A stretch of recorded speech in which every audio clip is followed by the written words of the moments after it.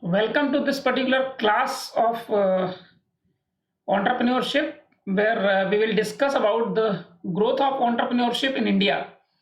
This will cover, I'll try to look at the very wide span of covering this particular growth of entrepreneurship in India, and right from the very beginning of almost 2 centuries back.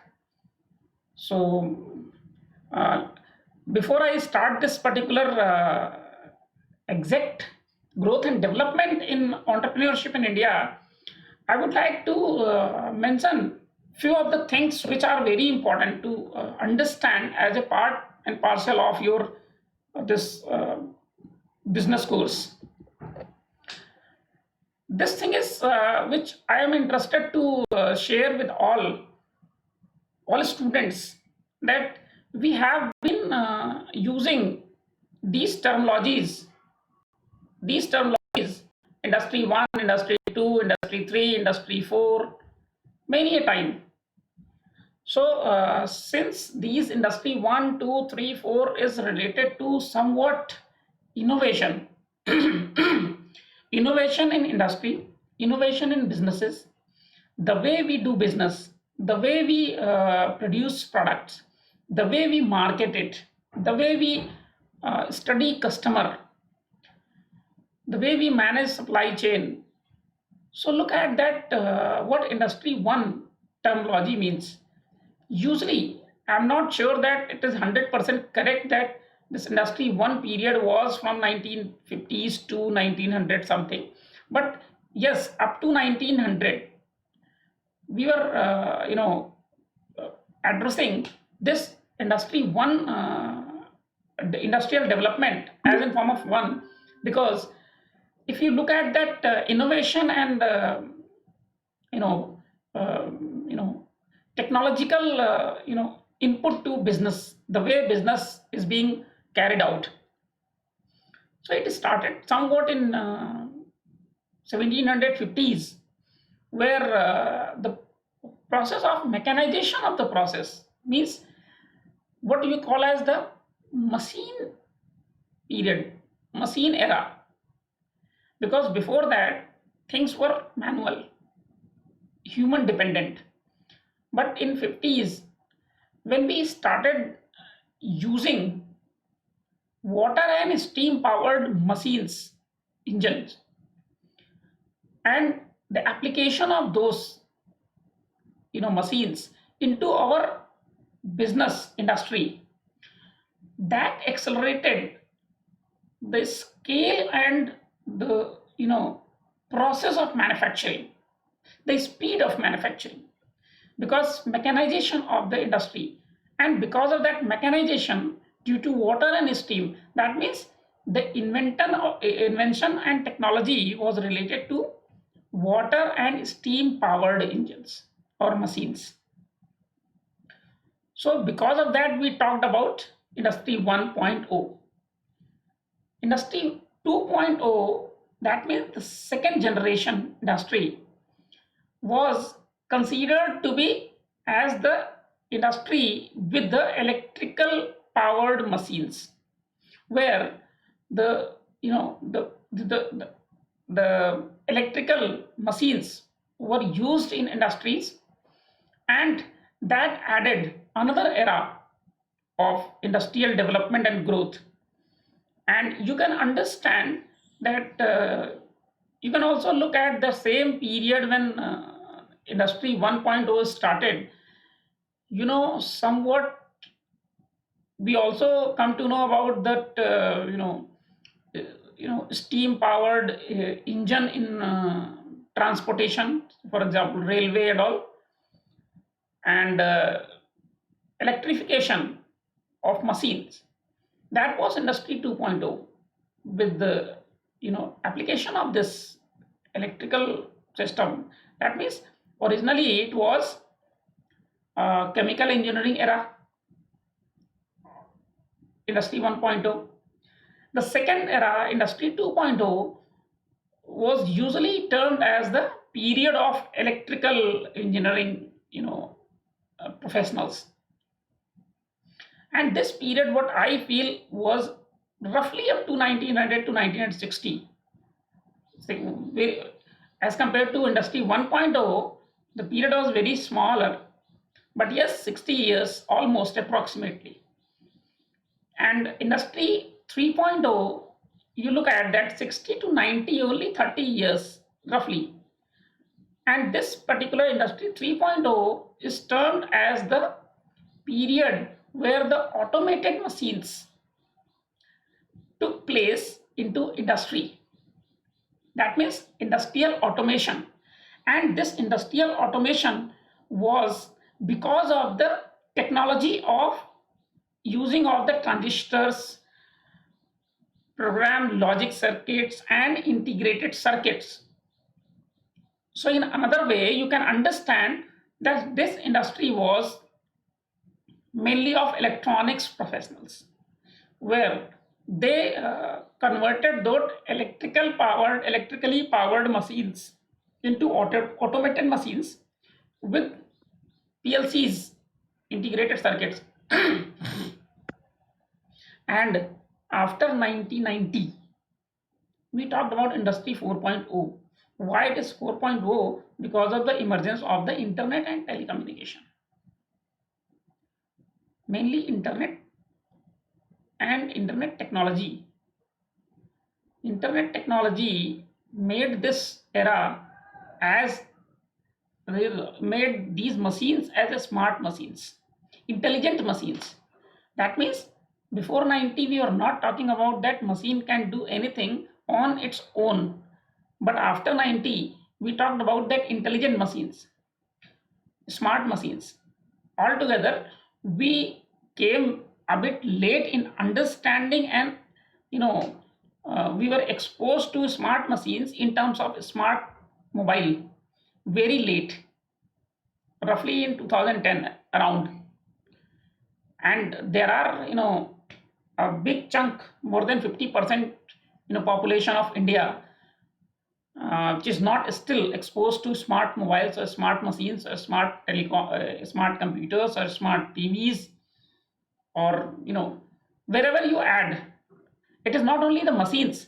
Now the cities are becoming smart city. Now how these cities are becoming smart?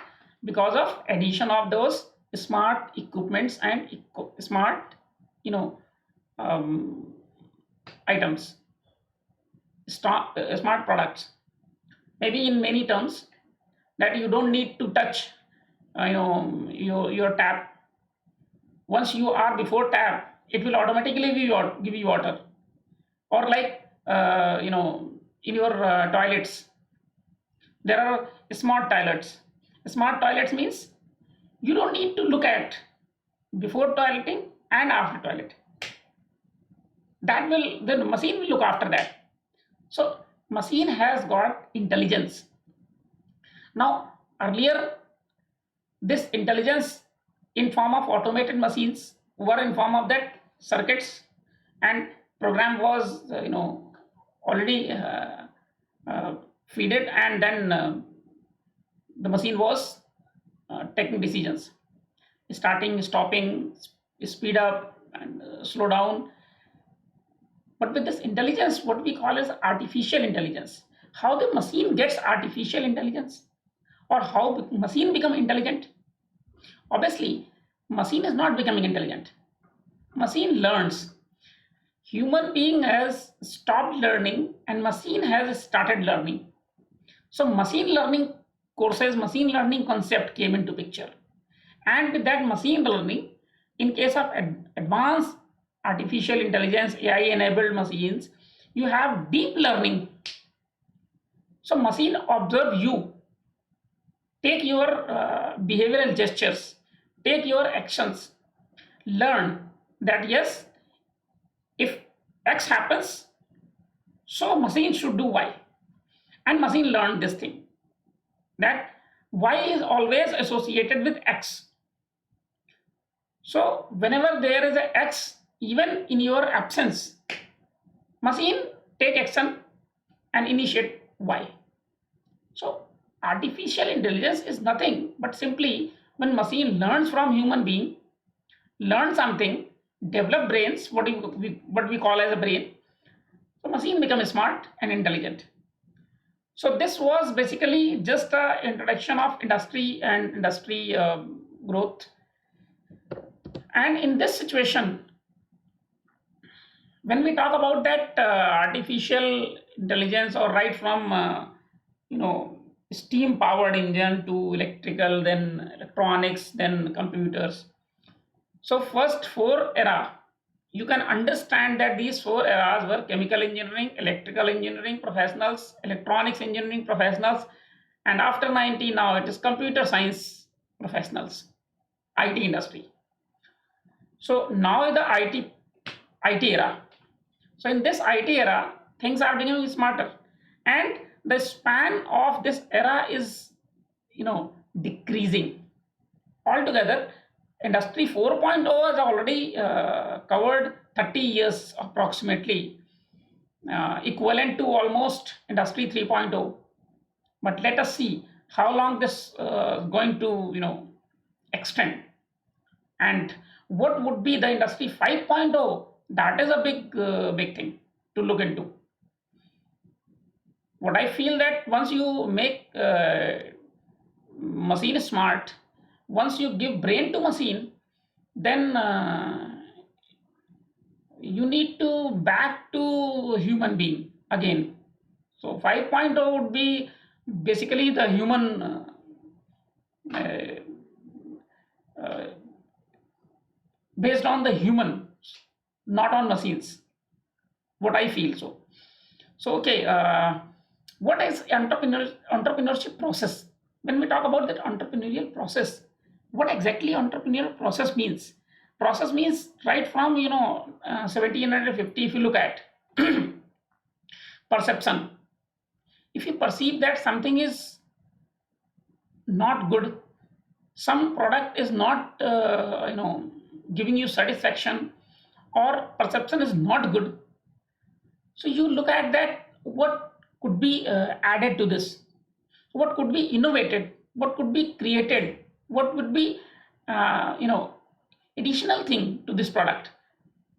Say for example, sometimes you go to purchase a parleji and you say that, okay, this parleji is not tasting you know good. If some jeera flavor is added, it would become good. So it means if you add jeera flavor something, so it means something you are trying to experiment, innovate, create, add.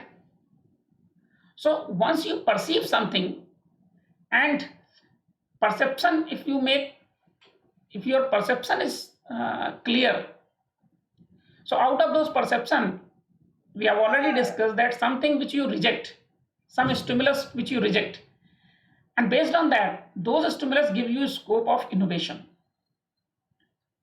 And this innovation required some investment to create prototype or to experiment, and then you explore. And this exploration of technology or innovation, creativity, exploration for the finance, for the knowledge input, for all requirement for innovation. And when you do all these things, obviously you are taking risk, so you are exposed to risk, and you are taking risks. Once you have innovated something, you added something, and prototype you develop, then you go for industrial licensing. You look at that, once you go for commercialization, commercial production or all, then you try to learn whether license is required or not, or simple registration is okay. So in that case, this step becomes important in this entrepreneurial process, because before this step, you are having all those paperwork and innovation, prototyping, and you can say that the lab activities or testing activities. But once you go for this commercial production, you need to learn whether your product need any license registration, or it is free. So in that case, I can tell you that the startup in India gives you certain relaxations in terms of registration, in terms of you need only to register with the Startup India, portal, and Startup India portal is one window system for every kind of startup, and that portal is for everyone. Means if any student wants to have some idea and want to explore it, so something is there for you also, like the place where you can get you know incubators information, accelerator informations, investor informations, industry informations, startup status informations, registration licensing information. So all kind of informations you can very easily get from that portal. So I would suggest you all to go with this Startup India portal and try to learn. You will definitely get something additional, and it is not necessary that you become dependent on only institution or university. There are state level startup portals and central level startup portals, and they give you much more updated knowledge which any university cannot give you. So once you understand about the licensing policy, then you go for initial capital arrangement. So initial capital arrangement means you need to understand that whether you go for venture capital or you go for say for example bank loan, or you go for any other form of source of capital. And apart from this, commercial production required technical know-how, mass production. It is not that prototyping sort of thing. So technical know-how is very important. So you need some incubation center where you can get some mentors.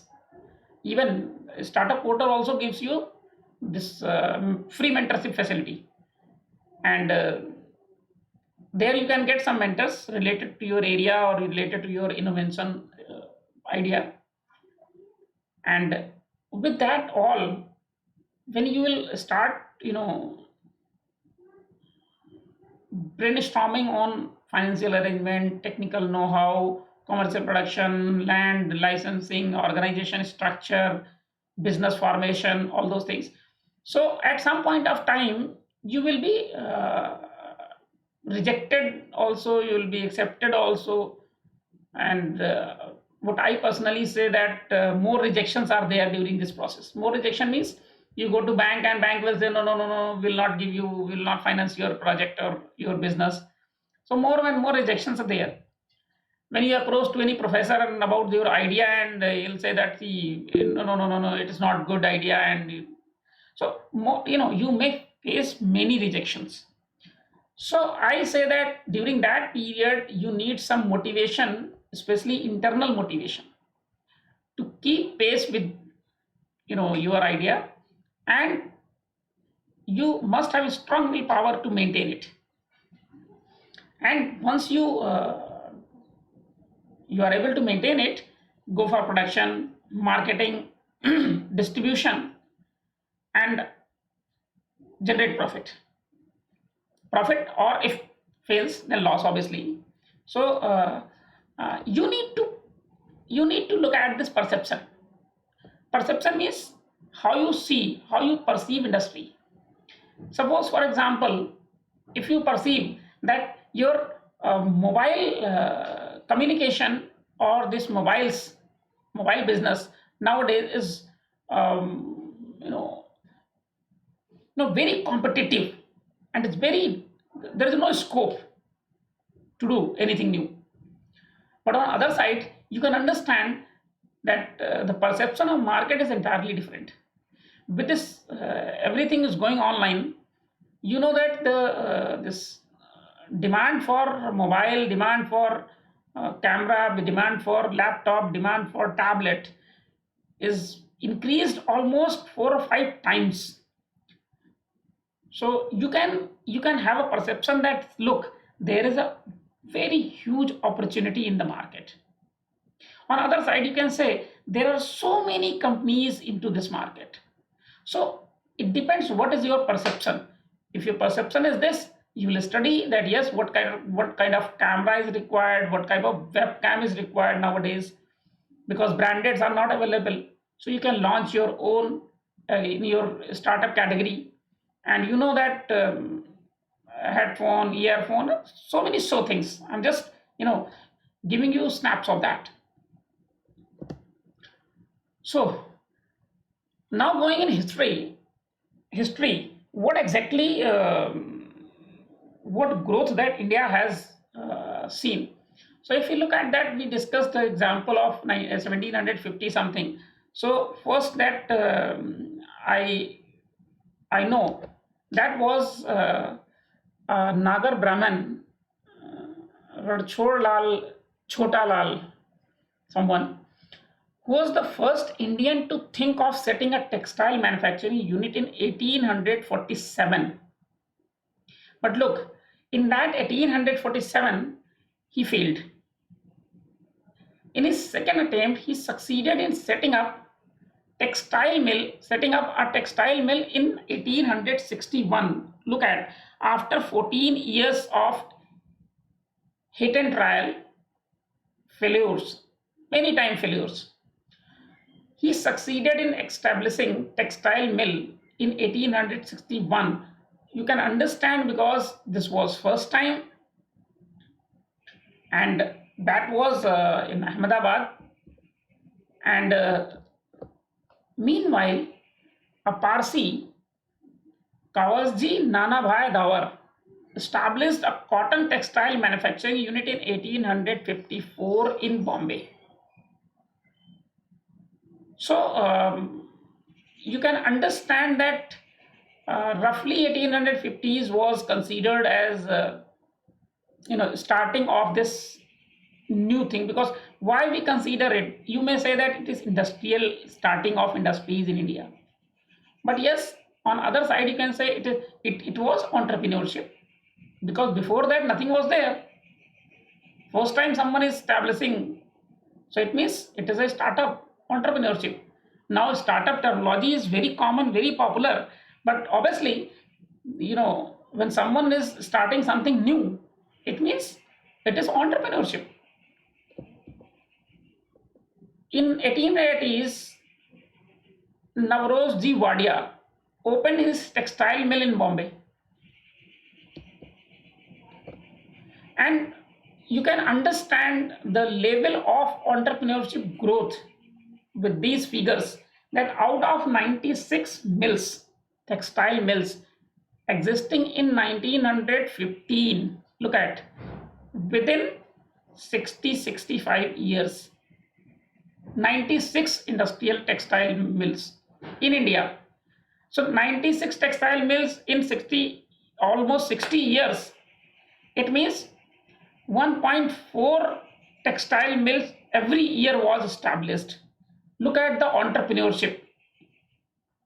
And out of this, 43% were set up by Parsis, 24% by Hindus, 10% by Muslims, and 23% by British citizens.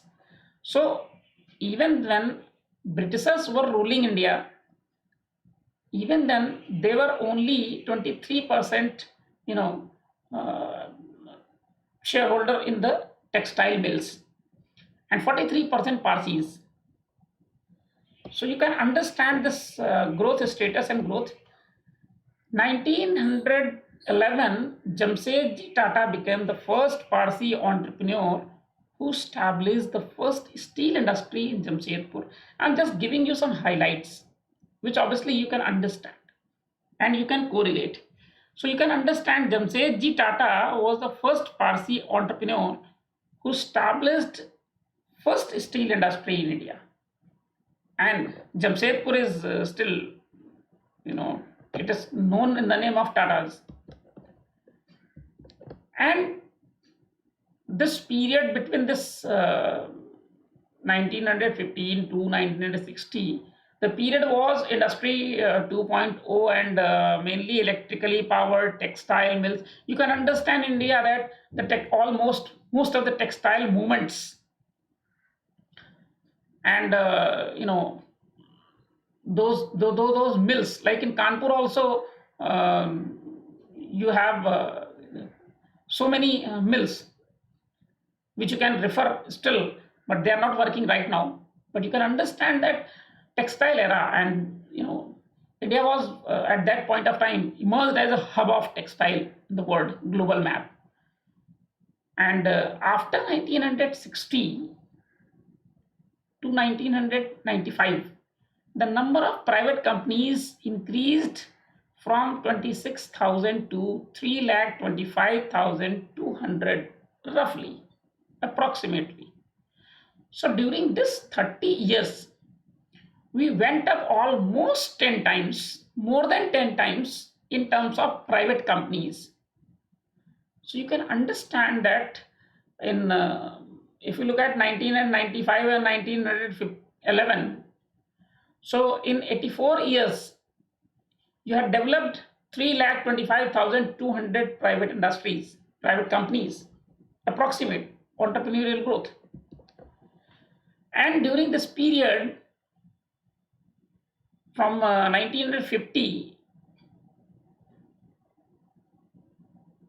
to 1995, small scale industry also grew with a very high pace up, initiating from 16,000 units to 26 lakhs units. Look at this, is a phenomenal growth during this period. Approximately similar during similar period, but we talk about private companies and we talk about the small scale industries. Small scale industries also include the suppliers, the ancillaries, and these private companies or some of the public companies, they were giving job to these small scale enterprises, and some small scale enterprises were independent. And out of this, the maximum growth came in second phase. Second phase means after 75, 77, when this government formed this, you can say, maximum government had given maximum budget to rural sector development, industrial growth, because in 77, if you look at that, the government dedicated more than 75% budget to rural India. Whole And in that rural India, most of the and the aim was, because the raw material farming and the produce of farming, that was easily available as a raw material. So it was because of that maximum budget was given, and industrial small scale sectors observed a very high growth between this 75, 77 to 90, 95 roughly.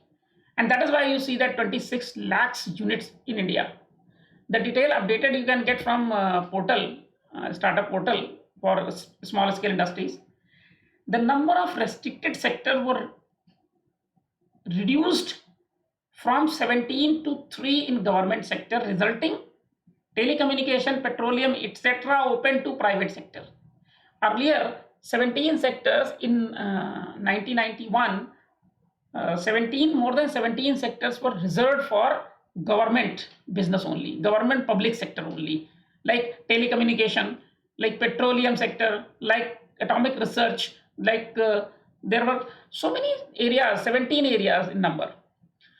But after liberalization, post liberalization, these were reduced till now only 3 sectors are exclusively reserved in government, out of which government is also giving you 50% foreign investment, 100% investment, or the policy is continuously changing.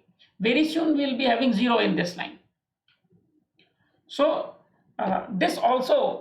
this had given so much so opportunities to grow small scale sectors. Post liberalization with new industrial policy, the growth of industrial sector has been phenomenal till date. There are 35,688 registered startups. Do not confuse with a small scale enterprises. Look at 26 lakhs, and I am talking about 35,688 registered startups under Department for Promotion of Industry and Internal Trades, and this data I had taken today itself.